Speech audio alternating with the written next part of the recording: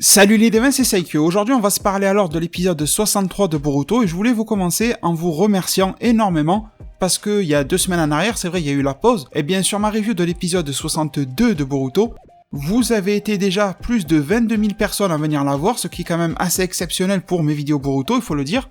Donc un grand merci pour ça. Et en plus de ça, cette vidéo Boruto s'approche des 1200 likes. Et c'est quelque chose aussi d'exceptionnel sur des vidéos Boruto.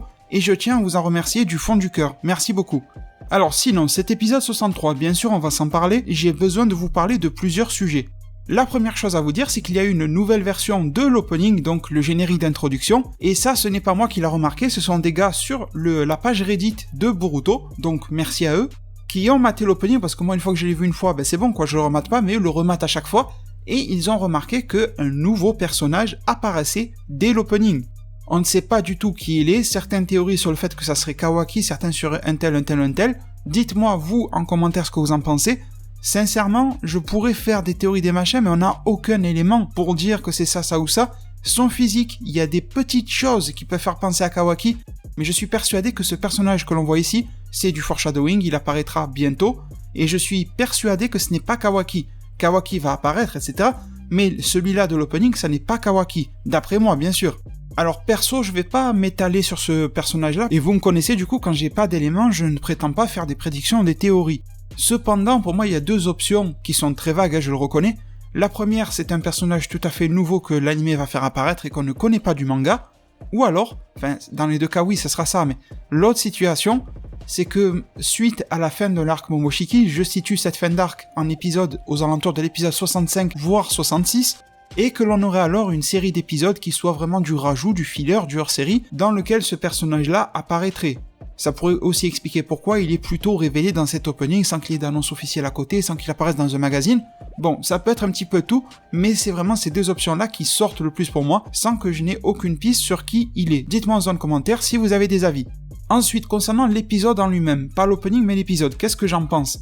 Eh bien, bilan très bon, mais très mitigé aussi. Vous allez comprendre pourquoi. Tout simplement, si vous prenez ce même passage-là dans le film, vous allez vous rendre compte qu'il est beaucoup plus dynamique et beaucoup plus rapide. Alors c'est vrai que depuis le début de l'arc, je crois que l'arc Momoshiki a commencé à l'épisode 50 ou 51 dans l'anime, vous me corrigerez en zone commentaire, c'est pas très grave, eh bien depuis je trouve que l'anime fait un bien meilleur travail que le film et que le manga, voire même que les 2 réunis. Mais sur cet épisode-là, je trouvais que ça pêchait un peu. Pourquoi ? Parce que déjà, il a fallu que l'on attende une semaine. Et au bout d'une semaine d'attente sans épisode, tu t'attends toujours à un retour en force. Ce n'était pas vraiment le cas. C'était un retour en force émotionnel, mais cet épisode-là aurait pu raconter beaucoup plus de choses. Attention, qualité, quantité, c'est pas la même chose, mais je veux dire beaucoup plus de choses de qualité. C'est ça, bien sûr, que je sous-entends. Et je trouve que ça n'a pas été le cas. Vous allez me dire pourquoi ? Pour moi, il y a 2 raisons.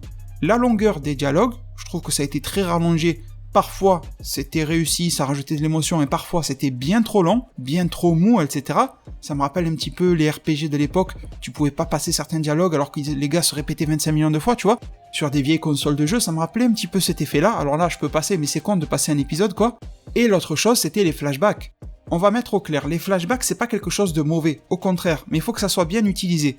Pour moi, il y a 3 types de flashbacks, il y en a plus que ça, mais 3 gros types de flashbacks que l'on peut trouver dans des mangas ou des animés, ça marche pareil. Il y a le flashback qui te raconte des choses nouvelles, qui va te permettre de comprendre telle partie de l'histoire, etc., ce qui s'est passé il y a 10, 20, 40 ans.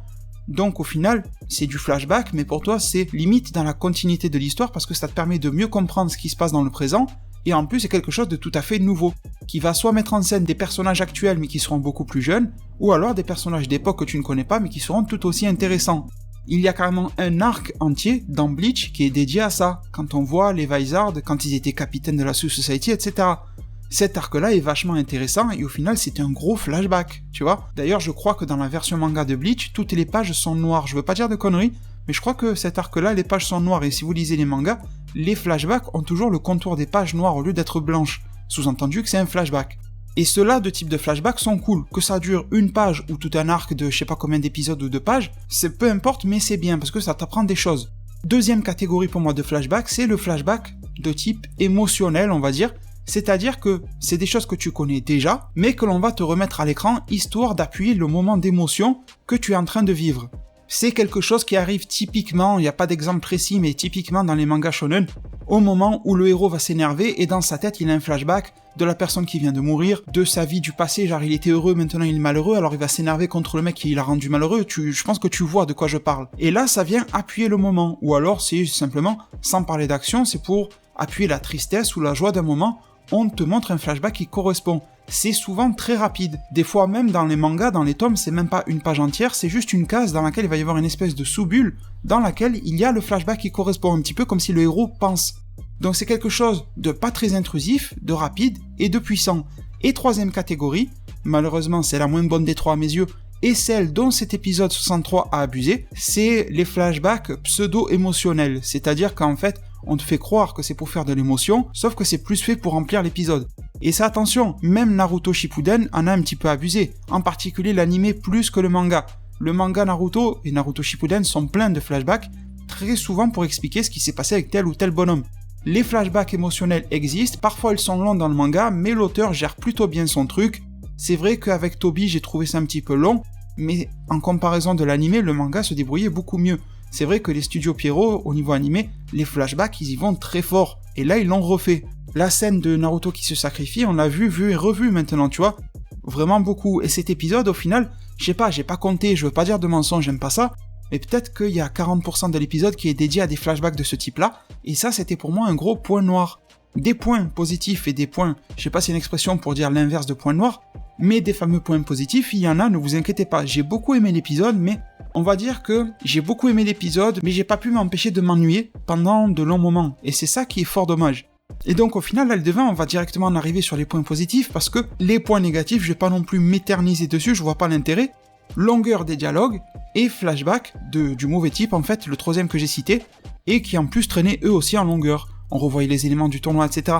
Ça servait un but de montrer la psychologie du personnage de Boruto, mais je suis sûr que on n'avait presque pas besoin d'avoir recours au flashback, sincèrement. On pouvait avoir quelques phrases de Boruto qui disaient « Putain, j'ai merdé au tournoi », pas besoin de nous remontrer Naruto qui se bat avec Momoshiki, tu vois, pas, ou alors juste une image, un flash, pas te remettre des putains de morceaux d'épisodes entiers qui duraient des secondes et quand tu les assembles ça fait des minutes.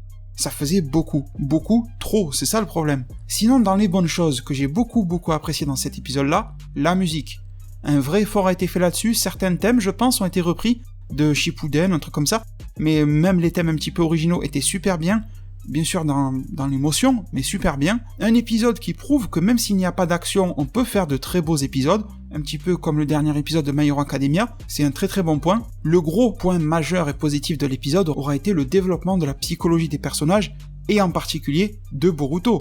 Là, on passe du Boruto chiant au Boruto qui prend conscience de ce qu'il a vraiment été, tu vois, il était un petit peu aveuglé par son ego, par je sais pas trop quoi, par sa bêtise, on va dire, c'est pas très grave, il est jeune, il peut se reprendre, tu vois, et puis on peut se reprendre à tout âge, attention, et il prend conscience de tout ça et veut se remettre dans le droit chemin après avoir vu de ses propres yeux, déjà ce dont son père était capable et comment il s'en sert de ses capacités. Il s'en sert pour protéger le village qu'il considère comme sa famille. Boruto ne comprenait pas cette phrase jusqu'à présent, jusqu'au jour où, au pied de la mort, même si on nous a appris dans l'épisode que Naruto n'est pas mort, eh bien, ce que ça voulait dire, c'est pas juste rester assis au bureau du Hokage et remplir des papiers, et faire des conférences de presse ou je sais pas quoi, c'est aussi, sur le terrain, se donner corps et âme, donner sa vie, jusqu'à la perdre, pour son village, c'est ça Hokage. Et au final, Boruto se rend compte de beaucoup de choses. Oui, certes, son père n'a pas été forcément très attentif, son père, Naruto, a fait des erreurs en tant que père, c'est indéniable, mais Boruto prend du recul sur sa réaction et comprend que quand il va dans le bureau du Hokage, il n'y a plus personne, alors qu'avant, il reprochait à Naruto d'être tout le temps là-bas. Là, il rêverait qu'il y soit. Donc au final, celui qui croyait ne pas être là n'était pas si loin que ça. Et je pense que si Boruto, de temps en temps, 2-3 fois par jour, allait rendre visite à son père, sauf en cas de crise majeure, je pense que son père aurait été tout à fait disposé à échanger 2-3 minutes, à plaisanter avec lui. C'est comme quand il rentre Shikamaru dans le bureau, c'est pas toujours pour lui dire des choses importantes, tu vois, des fois c'est pour parler des gamins, etc. Ça le dérange pas, Naruto, il dit pas casse-toi, j'ai des papiers à faire. Pourtant, oui, il en a, mais il lui dit pas. Donc je pense que ça aurait pu fonctionner avec un minimum d'effort derrière. Ce qui n'excuse pas les faits non accomplis ou mal accomplis par Naruto, mais c'est un petit peu sa fonction qui veut ça. Les sacrifices vont avec. Quand tu as une grande famille, et la famille de Naruto c'est tout le village, bon, tu peux pas être avec chaque membre de ta famille tout le temps, tu vois, c'est ça le problème. Donc Boruto comprend tout ça. Et ce qu'il y a de plus fort dans cet épisode-là, c'est que le développement de la psychologie de Boruto se fait par le biais de l'évolution de la psychologie des autres personnages. Ça, c'est le deuxième point. Il y a un troisième point qui arrive, mais en tout cas, ce deuxième point, c'est-à-dire que Boruto évolue tout seul, mais aussi, il évolue dans le bon sens du terme en interagissant très peu, mais en interagissant avec les autres. Avec sa mère, Hinata, qui s'est battue contre Momoshiki. Et petite parenthèse, vous voyez, en début de vidéo, je vous disais, il y a eu trop de longueur dans les dialogues, ils ont voulu rallonger tout ça. Pourquoi ne pas nous avoir montré Hinata contre Momoshiki ? Certes, c'est un combat perdu d'avance, mais là, on aurait pu avoir une phase émotionnelle ancrée dans le présent. Elle se serait fait laminer, ça aurait été redondant et répétitif sûrement du combat contre Pain, je le dis, mais je pense que ça aurait été un petit peu plus neuf. En plus de voir, voilà, Byakugan contre Byakugan, machin, ça aurait pu être intéressant, pas au niveau du combat, mais au niveau des interactions, et ça nous aurait évité quelques longueurs, quelques flashbacks assez inutiles, je trouve. Dites-moi dans un commentaire encore une fois si d'après vous je fais erreur ou pas. Mais bon, sinon, pour revenir sur le sujet, sur le deuxième point, c'est que la psychologie de Boruto évolue justement en croisant sa mère, elle est dans le coma quoi, mais en la croisant, en croisant Sakura, en croisant sa sœur Himawari, qui était sur un registre tout à fait différent, Himawari, très triste, etc. Sa voix qui faisait presque peur et tout, en croisant d'autres personnages qu'il a trompés durant le tournoi, comme le plus probant exemple sera Shikadai. Et au final, tout le monde lui a pardonné ce qu'il a fait, tu vois, pardonné d'une certaine manière, ils l'ont en travers, mais quand même, ils l'ont pardonné. Mais en lui faisant comprendre qu'il a intérêt à faire mieux dans le futur. Et c'est grâce à ça que le personnage de Boruto est capable de réaliser et d'évoluer à quel point ses amis sont des amis, qu'il peut compter sur eux, qu'il ne faut plus leur faire à l'envers. Parce que oui, ce que je veux dire, c'est que si ces personnages-là avaient réagi différemment, et ils auraient pu tous en vouloir à Boruto, malgré les événements, l'attaque de Momoshiki, ils auraient pu rester sur leur base, fâchés et tout ça, et Boruto serait rentré dans une phase d'espèce de déprime, de rancœur, de haine. Le thème de la haine était très au centre de Naruto et Naruto Shippuden, il aurait pu être animé par cela, mais non, la réaction de ses proches fait que ça tourne directement, ça ne tourne pas mal, tu vois, pour plagier le nom de certaines vidéos YouTube. Et ça, c'est intéressant de montrer que selon les embranchements que tu prends, ta vie ne va pas forcément tourner de la même manière, surtout dans les moments où tu es le plus fragile psychologiquement. Et troisième chose, et bizarrement celle-ci ne saute pas aux yeux, c'est que l'évolution de ces personnages, un bond exceptionnel en avant se fait, à quel moment ? Quand Naruto n'est plus là, quand Naruto est supposé mort. Je trouve que c'est un aveu que le scénario évolue mieux si Naruto n'est pas là. C'est vrai que beaucoup de personnes ont peur quand Naruto se sacrifie, bon là il est toujours là. Beaucoup de personnes ont peur par rapport au premier épisode et premier chapitre de Boruto, là où Kawaki fait croire d'une certaine manière que Naruto est mort, même si je n'y crois pas tellement, mais surtout quand je pense à l'auteur de Naruto, Masashi Kishimoto, qui disait que s'il faut tuer Naruto, pour faire en sorte que l'œuvre Boruto marche bien, que les personnages soient acceptés, il le fera, en tout cas avec le vrai auteur maintenant du manga Boruto, ils le feront en accord entre eux, tu vois.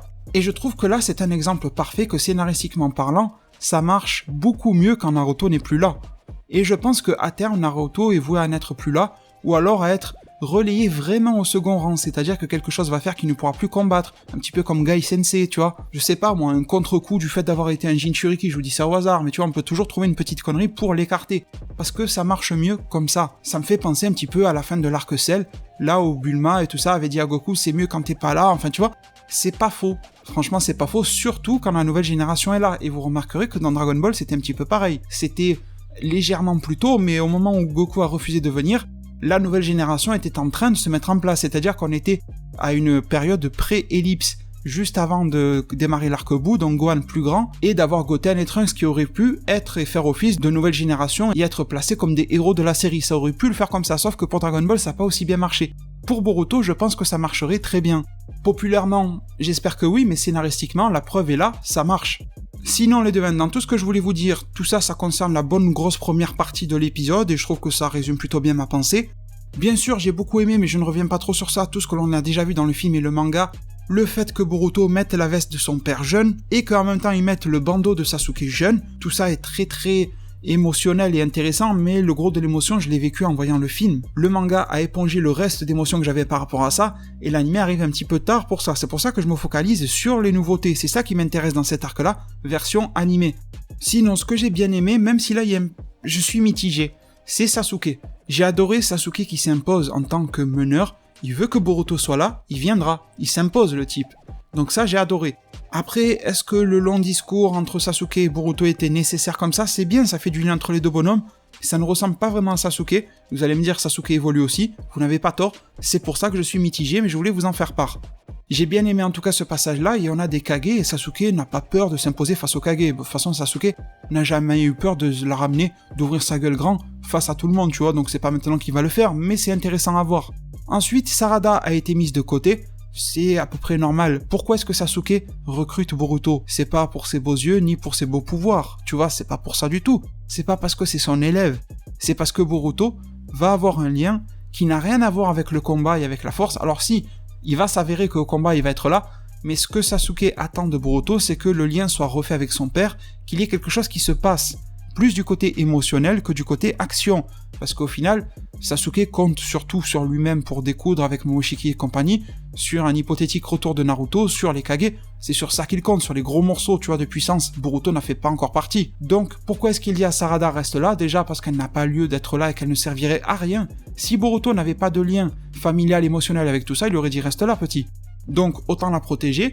L'excuse qu'il lui a sortie du reste là, tu es la seule avec des Sharingan, sincèrement, je pense que Sasuke sait que le village n'est plus vraiment en danger, que tout se passe dans la dimension de Kaguya, Otsutsuki, machin, et que tout se passe dans la dimension Otsutsuki par laquelle ils vont voyager grâce au Rinnegan. Je pense que là, c'était plus un message du genre, si on crève tous là-bas, toi tu restes en vie, et tu pourras certainement, peut-être avoir un enfant qui aura des Sharingan, espérons-le, parce qu'au final, le sang Uchiwa est en train d'être de plus en plus métissé.